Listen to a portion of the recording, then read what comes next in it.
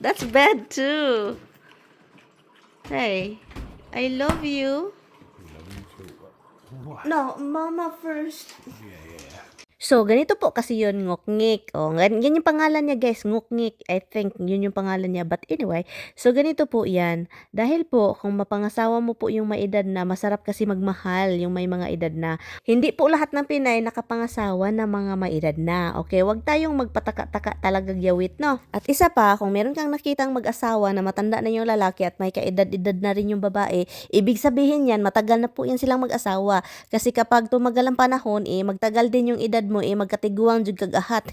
Munggo man sana yung lulutuin ko ngayon kasi nag-promise po ako ni Tami. I think baka bukas na ako magluto no ng munggo kasi yun yung paborito ni Mister. But anyway, so ito na lang muna bago masira itong ating kalbasa.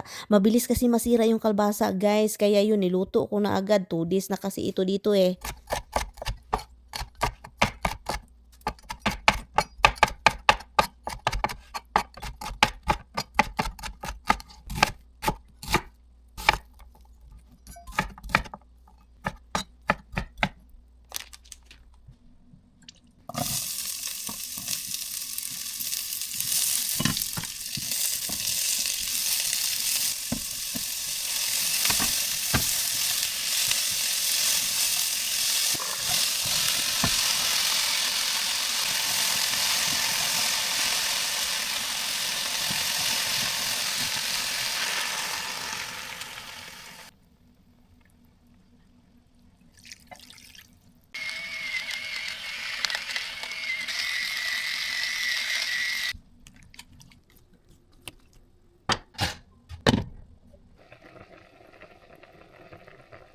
Natawa lang ako kaninang umaga, guys, kasi kagabi pagdating niya hindi na ako nakapaghintay, natulog na ako.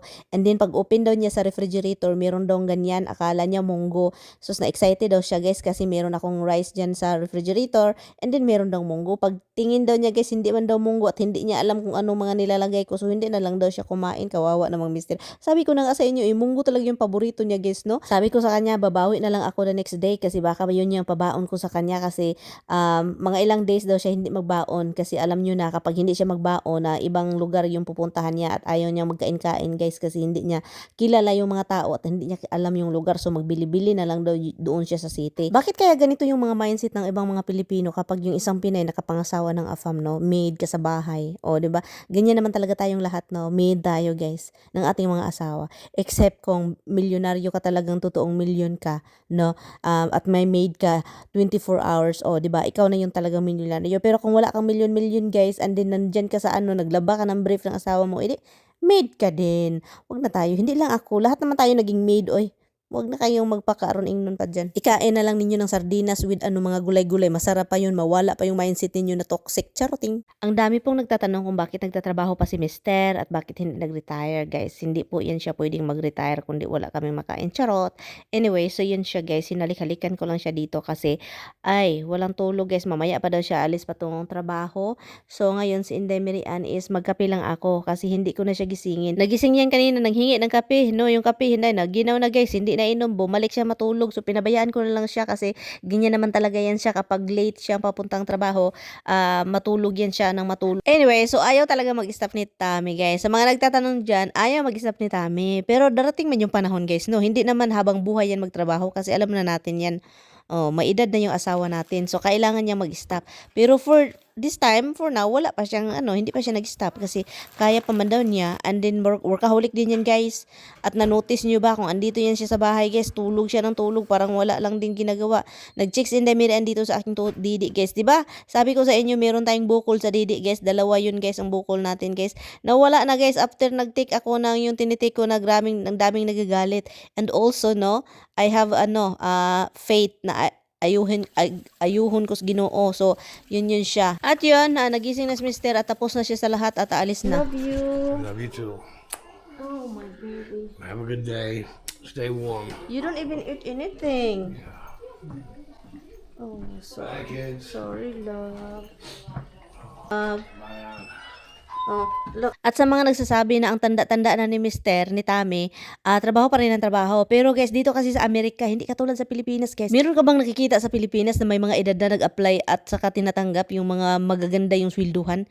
Wala, guys, kasi naghanap po sila ng mga graduation, kanang mga may diploma ba, nakagraduate, ganiton, mahitsura, and then, di ba, ganyan po ang Pilipinas dito, guys, wale. Kahit anong edad mo, basta kay kung alam mo yung mga gagawa mo ay hire ka na. Ganyan po yan dito, no? Kahit po yung iba hindi na makalakad at may mga kapansanan, makapagtrabaho pa dito, guys. No, sa grocery store mostly, mga magbabagger, magmamap ng floor, magkuha ng mga carts sa grocery store. Ganyan, guys, maka-apply po dito yung kahit may mga edad-edad na ay nako. Doon sa Pilipinas wala na, itsapuera na. And then yung mga matatanda doon na kahit hindi na pwedeng it's discrimination man yan, guys, no? Pero wala tayong matatanggap na tulong sa gobyerno. Dito, guys, kung matanda ka na, guys, may mga tulong-tulong din, no, sa gobyerno, no? Doon sa Pilipinas, hindi ka pa tinatanggap kasi wala kang wale talaga ang Pilipinas, guys. Bagsak presyo, charot. Hi, welcome home. What do you wanna eat? Come on. What do you want to eat? Hey, that's bad. That's bad too. Hey, I love you. Love you too. What? No, Mama first. He's always first. He knows. No, he's always first to you, so I'm always the last one. No, he's always first to him. In his head, nobody comes in for him. Honey, can you tell him to get down? Here. He cannot. Look at him. Hello. Habs, Dada's going to eat. Do you want me to eat something different? No. Something else? No. That's it? You want to be heated in this one or take it out from the paper?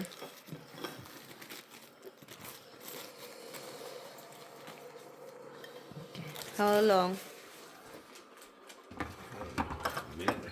A minute? It's probably gonna explode. A minute. That means 60. That means 1 minute.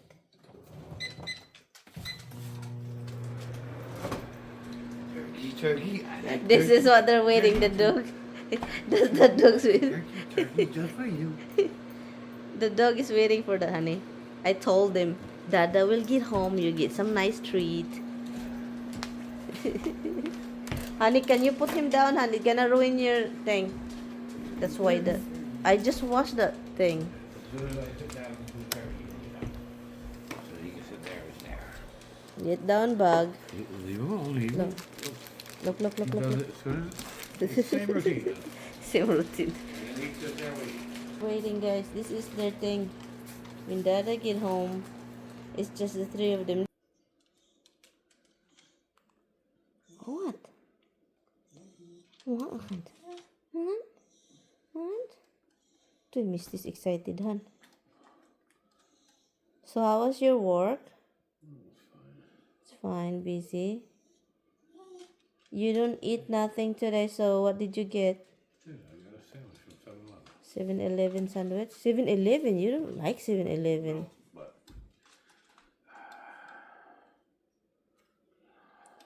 Because you don't want to bring the food I have here. My boyfriend. Oh wow, saucier in person.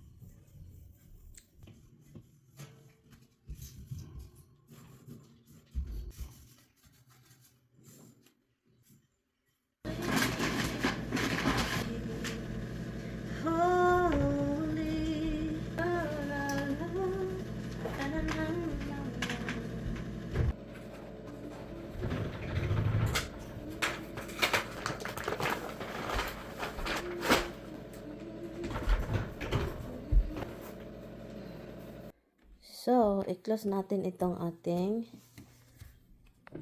close natin.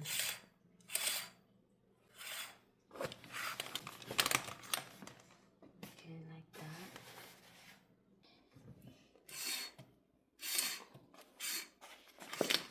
Dito pa doon sa labas. Ilaw. Kita siya, guys. So, check natin dito sa labas, guys, kung makikita ba tayo sa loob ng bahay. So, hindi naman pala. At yung isa dito sa kabila, tignan din natin, nakikita siya konti dahil po sobrang yung ating ilaw, naka-on talaga dyan, naka-on lahat. But anyway, so okay na yan, guys, hindi na kailangan ng blinds, and i-close ko na lang ng maayos yung isa kasi yun yung mas talaga, makapal. But anyway, so okay na siya, guys, fights na to.